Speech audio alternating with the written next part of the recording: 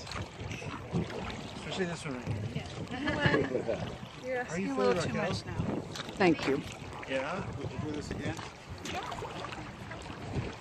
What's the most Let me see, Mijo. educational thing you learned What a handsome man. that you didn't know before?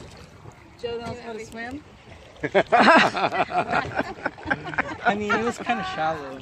That's the... That was the highlight of the day. Dang, good at it. Where was the camera? I was nervous to step inside.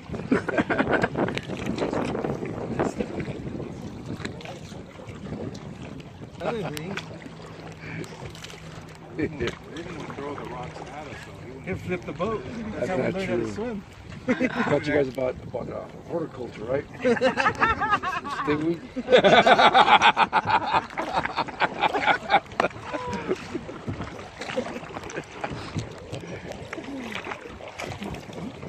Royal Seiko when he taught me how to swim. We went camping and he flipped a little rubber raft over. Did he tell you about the bike ride we went up to the hill, Ruben? At Toro Park, you seen the old pond up there? Oh, yeah, yeah. The reservoir? Pretty neat, huh? I think it's about 45 years old. They kept it in good condition. Yeah, yeah. We kept up on it. We built that 45 years ago. I went out for the Parks Department. Wow. Yeah, they have a Boy Scout, Girl Scout camping thing.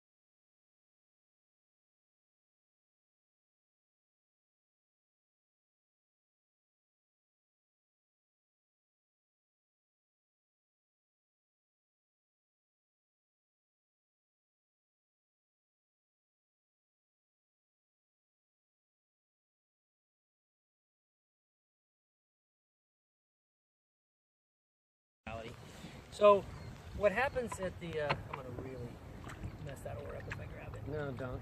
So I talked to others about slime coat before. There's a question about scales and juvenile salmon losing their scales. So this fish, you can see how it's just slimy as all get out. Part of that's because it's decomposing. This is a really freshly dead fish. But when the hatchery produces baby salmon, they clip this little fin right here. So in your book, somewhere there's some pictures of a little fleshy fin that's normally there. So I know for sure this was a hatchery fish. Now, we clip and tag 100% of the spring run babies, only 25% of the fall run. So I don't know for sure if this is a spring or a fall run based on this clip. The other thing we do, which I don't know if we talked about much, but when the fish come back in the spring, we open the fish ladder for them to come up. So the spring run, we talk about, they come up, they're sexually immature, they hold in the river all summer, and then they spawn in the fall. So we open the ladder in April and then let them come up, and we put 2 tags in their back. It'd be great if this was a tagged fish. We put 2 little tags in their back and we send them back to the river. And they sit in the river all summer, and then come fall, when the ladder's open again, they'll all swim back up, and some will have tags and some won't. So that little external tag, we know, oh, that was a spring run, it came in early, let's spawn that with the other spring run. So it's a very simple way of selecting the brood stock or the group of parents that are going to produce the next generation. But I don't know at this point if this is a fall or a spring run.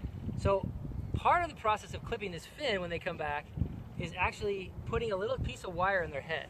So there's a really cool piece of machinery up there. There's these called these automatic fish tagging trailers. They're like 1.5 million bucks each. But you put fish into this hopper, and there's six places where fish can basically swim into. It grabs, and these are little baby fish, about 4 inches. It grabs them, measures them, cuts off this tiny fin, and you can imagine how tiny that fin is when they're, it's really small. Cuts the fin and puts a little wire in the nose. And that wire says, oh, this was from Feather River Hatchery, 2018. You could even put information on there more specific about what raceway if you wanted to. But this is basically how this fish is tracked. So when we come back, we do a spawning survey in the fall. So our guys are already out doing it. So they're going to come out here, they're going to search for dead fish, and this is how we count them. But when we see a fish with a clip like this, we're going to remove the snout, and in there we're going to remove that tiny little tag. So we work with our partners at DFW, and they go in and slice and dice that head up to get that tiny little tag out. And in your book, somewhere in there, it has a picture of some cut off salmon heads. Next to that are there's a little picture of the coated wire tag that goes in their nose. It's a little decimal tag, and it's just got numbers on it, and you can see like 06 is Feather River, and it'll have another series of numbers. So it's pretty cool. So because every year you have fish of different ages coming back, this is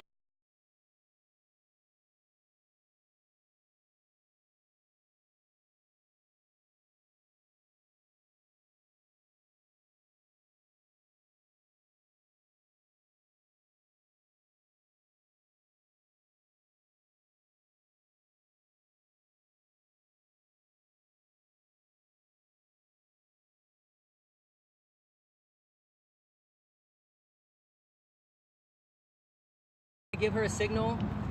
You know, they'll jerk a little bit and do some funny stuff, and then she'll expel her eggs in that hole. And she's built a little pocket where the water is eddying out. So when she expels her eggs, they don't just go flying down the riffle, right? They settle in that little pocket in the gravel, and then he fertilizes them as they're settling. And then she just goes upstream and digs again and buries that one and digs another one, and she does it again. So they can, you know, we call one big area red, but in there's probably like 3 or 4 little egg pockets where the eggs are actually sitting. So in a month, this place can be crawling with fish. All this is going to be dug up. And so we do a lot of red mapping when we come out and actually measure where fish are spawning, because we do a lot of restoration work. So this spot is where we've done we did some restoration work in 2014. And again, after the high flows last year, we put more rock in. So in 2014, we put in 8,300 cubic yards of rock. So we had heavy equipment in here. We had, you know, a 24-yard dumpster bringing rock in, or dump truck bringing rock in, depositing it down, and then spreading it around at appropriate depths and velocities that are ideal for salmon spawning. And then a lot of that got moved in 2017, the high flows we had.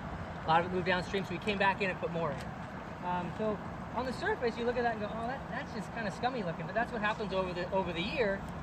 I mean, in just one day it'll look like that. Just clean, underneath that surface, just really nice clean rock. And salmon, as you go down too, you'll notice like on the edges you'll see big cobble.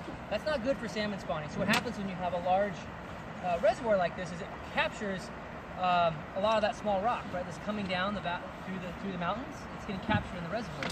And you get a big high flow event, that water's super hungry. So it's grabbing, it's got a lot of energy, so it's grabbing all the small rocks and moving them downstream. So it's very effective at moving rock, but then sometimes you end up with big rock. So salmon need rock, you know, more like this. So this is the stuff we're bringing back. And it looks dirty now, but you see how clean it is over there. You'll see more of it.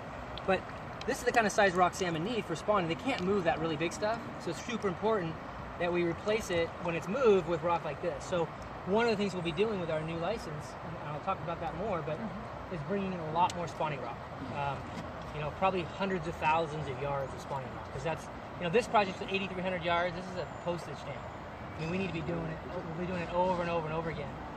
We're going to be rehabilitating 10 riffles in the low flow channel, which is pretty much every major spawning area over these 8 miles.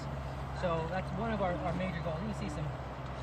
We'll talk about what little babies eat, but there's a little caddisfly on there. I didn't show anybody on the last trip, but little bugs on here. Oh, yeah. So one of the things that's cool about salmon, there's a little caddisfly right there, just hiding in that rock, making his home. He's like, you're messing up my home.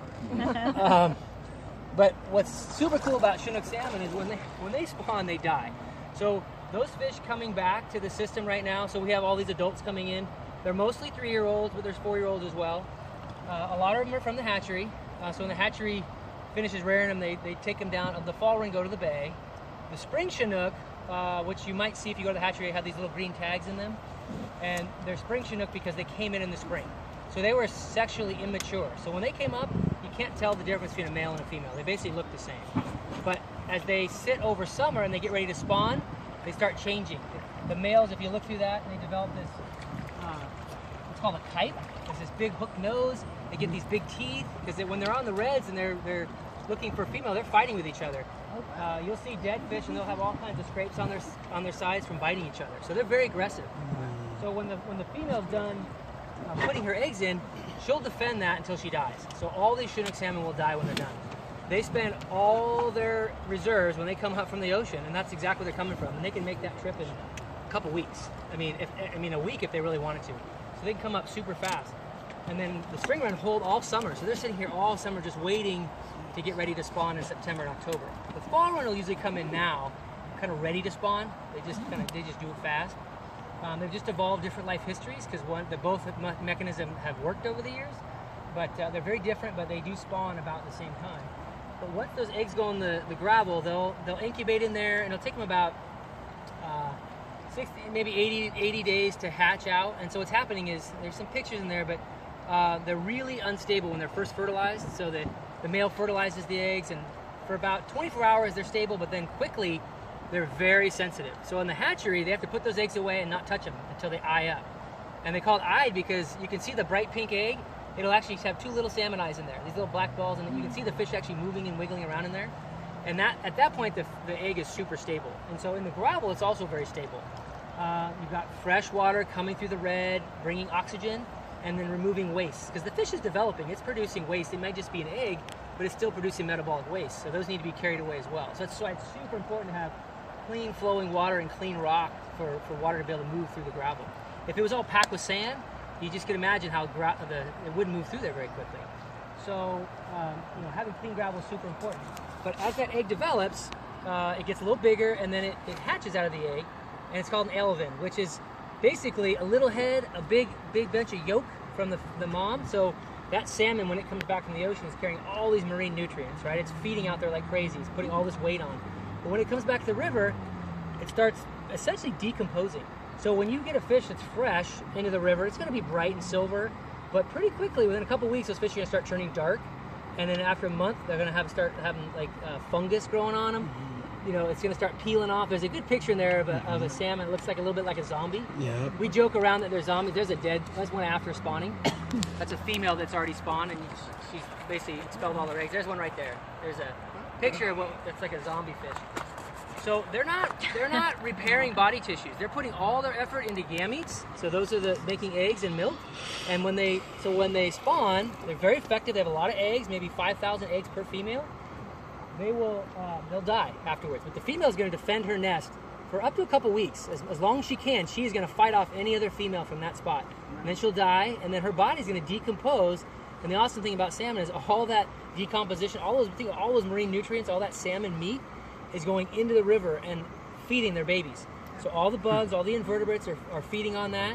And then when those little babies emerge 90 days later, because they're going to, after that little alevin stage where I said it was just a little head and a yolk and they're feeding on that, they have to swim up through the gravel. So about 90 days, they're going to swim up through the gravel, and they're going to have a little bit of that yolk left on them, which they can keep feeding on. But pretty soon that's going to run out. So then they have to start feeding on what's around them. And they eat lots of little bugs and zooplankton, which are really, really small invertebrates. And essentially their decomposing bodies are feeding the river, essentially feeding their young. So they're basically dying to feed their young. So it's pretty amazing.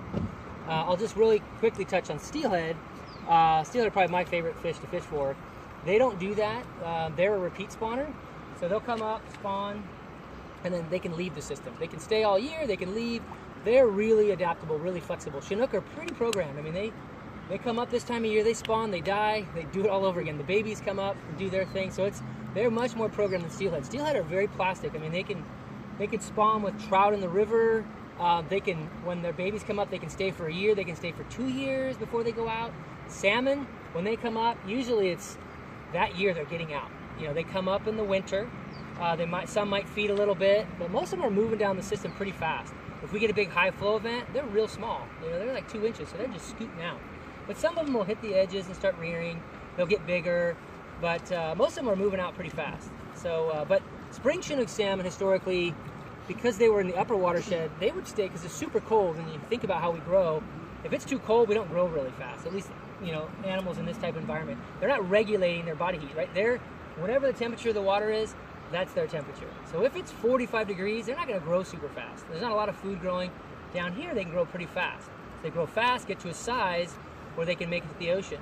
Historically, if fish were way up in the watershed, they grow slower. They probably take a year, maybe 2 years to get to that size where they would be able to successfully make that migration. Because there's all kinds of predators downriver, right? You gotta navigate a lot of river, and then you gotta hit the bay, and then you gotta hit the open ocean. Right? I mean, these fish are living in the ocean, right? And they're hitting the ocean at like 4 or 5 inches. So it's basically eat or be eaten, you know, and they're living in the near shore area along the ocean. But yeah, it's a lot for a little salmon to go through. Let's hop on down to the next spot because we don't have a ton of time. And hopefully we'll see some fish on some reds.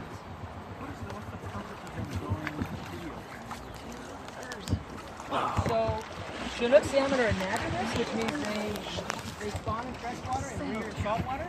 You know, evolutionarily.